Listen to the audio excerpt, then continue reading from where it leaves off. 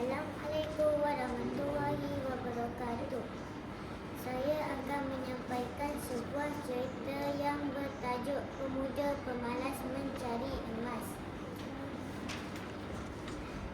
Pada zaman dahulu, ada seorang pemuda bernama Usop. Dia seorang pemalas dan suka berangan-angan. Dia tinggal di sebuah rumah peninggalan arwah dan ibu ayahnya. Usop tidak bekerja, tetapi kalau dia lapar, Usop akan meminta daripada orang lain sahaja. Oleh itu menyebabkan dia tidak disukai oleh kawan-kawannya. Pada suatu hari, Usop telah pergi ke sebuah pasar. Perutku sudah lapar, tekakku kering, bisik Usop. Tidak seorang kawan pun yang sudi membayar makananku. Mereka menjauhkan diri daripadaku kerana aku miskin. Usop keluar dari pasar itu dengan perut yang lapar. Berjalan pulang ke rumahnya. Tiba di rumah, Usop berbaring-baring di pelantar rumahnya. Usop memejamkan mata dan mula berangan-angan sendiri. Tiba-tiba Usop mendengar suara orang tua. "Kau tidak akan jadi kaya kalau kau pemalas," kata suara itu menusuk ke telinga Usop.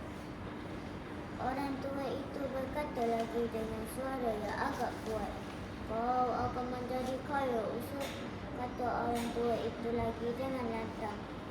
"Macam mana aku nak jadi kaya?" tanya Usop pula. "Di belakang rumah kau itu ada sebidang tanah. Di dalam tanah itu ada tersimpan karung berisi emas," kata orang tua itu lagi.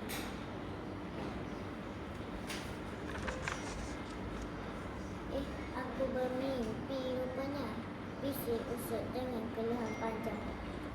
"Siapakah orang tua dalam mimpiku itu? Dia mengatakan di dalam tanah belakang rumahku ada tersimpan emas. Apakah benar kata-katanya itu? Kalau benar, aku akan menjadi orang kaya," bisik Usop dengan gembira. Usop telah membersihkan tanah terbiar di belakang rumahnya. "Apakah aku telah tertipu?" fikir Usop melihat kawasan tanah terbiar yang sudah terang. "Apakah yang perlu aku lakukan? Memang tiada butir emas di dalam tanah ini." Oleh kerana penat, Usop pun bersandar di pokok tembusu. Usop memejamkan mata. Tiba-tiba dia terlena. Dalam lena itulah Usop didatangi lagi orang tua dalam mimpinya. Orang tua itu mendekati Usop dengan bangga. "Usop, bangga dengan kerajinan kamu. Berada di depan mata kau. Hanya sedikit lagi usaha yang perlu kau lakukan. Kau akan peroleh emasnya nanti," kata orang tua itu lagi. "Esok pagi kau bercucuk tanamlah. Setelah tanaman itu besar, kau juallah kepada orang ramai di pasar.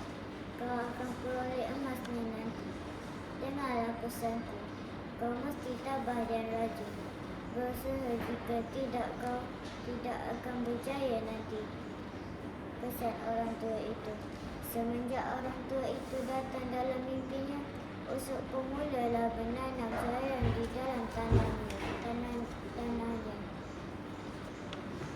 Dari seorang pemuda yang pemalas, Usop bertukar menjadi seorang pemuda yang rajin. Betapa gembiranya Usop melihat hasil tanamannya itu telah pun menjadi. Beberapa bulan selepas itu, Usop bermimpi lagi. Emas yang dicari Usop telah pun berada di depan mata. Semua hasil tanamannya itu dijual kepada orang di pasar. Usop memperoleh duit yang banyak hasil jualan sayuran dan ditanam atas tanahnya. Usop membelet-belet duit itu dan dia gembira sekali. "Duit inilah dapat aku beli emas," Usop berbangga dengan nasihat orang tua yang datang dalam mimpinya. Dari pemuda yang pemalas, Usop menjadi seorang yang rajin dan berjaya. Terima kasih.